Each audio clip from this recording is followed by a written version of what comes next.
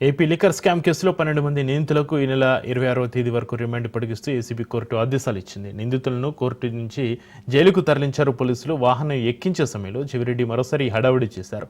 తానేమీ తప్పు చేయలేదని అన్యాయంగా ఈ కేసులు ఇరికించారన్నారు.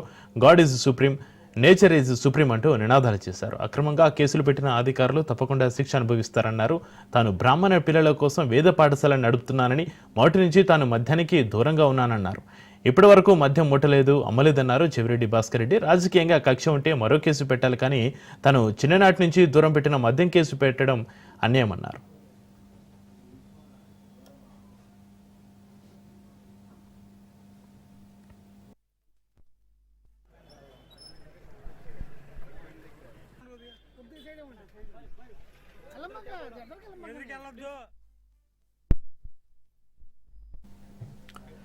ఇక ఈ కేసులో మరోపక్క కేసిరెడ్డి బెయిల్ పిటిషన్పై ఏసీబీ కోర్టులో విచారణ జరిగింది. కౌంటర్ దాఖలు చేయాలని సిట్కు ఏసీబీ కోర్టు ఆదేశాలు జారీ చేసింది. తదుపరి విచారణ ఈ నెల 18కి వాయిదా పడింది. లిక్కర్ కేసులో కేసిరెడ్డి రిమాండ్ ఖైదీగా ఉన్నారు.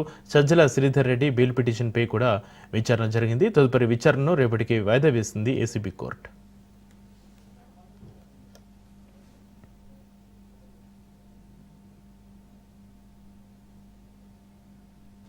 తప్పుడు కేసు పెట్టారు.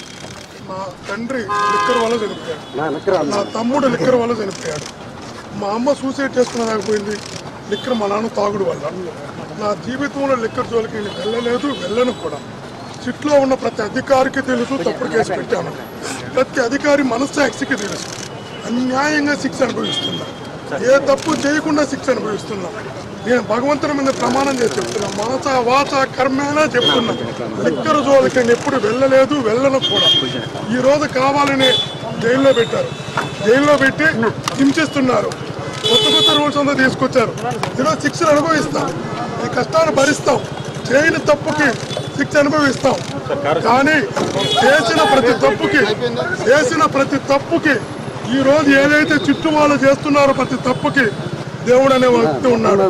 God is the supreme, nature is the supreme. ఎవరు తప్పించుకోలేరు. ఈరోజు మనసా వాచకరమైన మరలా చెప్తాను. ఏ తప్పు చేయను నేను, ఏ సంబంధం లేని నేను, ఏ రోజు లిక్కర్ జోలికి పోలేను నేను. లిక్కర్ కేసులో తిరిగి జైలుకి పంపించారు. ఆరోగ్యం వెన్నుముక నొప్పితో బాధపడుతున్నా. సరే, అది ఓకే. అంతకన్నా పెద్ద బాధ తప్పుడు కేసులు ఇరికించడం. మరలా చెప్తున్నా, చుట్టూ తప్పులు చేస్తాను. ఆ తప్పుని కప్పుపుచ్చుకోవడానికి మరొక తప్పు చేస్తాను. దేవుడి మీద ప్రమాణం చేసి చెప్తున్నా, లిక్కర్ జోలికి వెళ్ళే ధైర్యం నాకు లేదు. నాకు సెంటిమెంట్ కూడా, అలాంటి సెంటిమెంట్ ఉన్న నన్ను జైలుకి పంపారు. రాజకీయాలు ఉన్నప్పుడు కేసులు పెడతారు, ఆ కేసులు ఎదుర్కోవడానికి సిద్ధంగా ఉన్నా.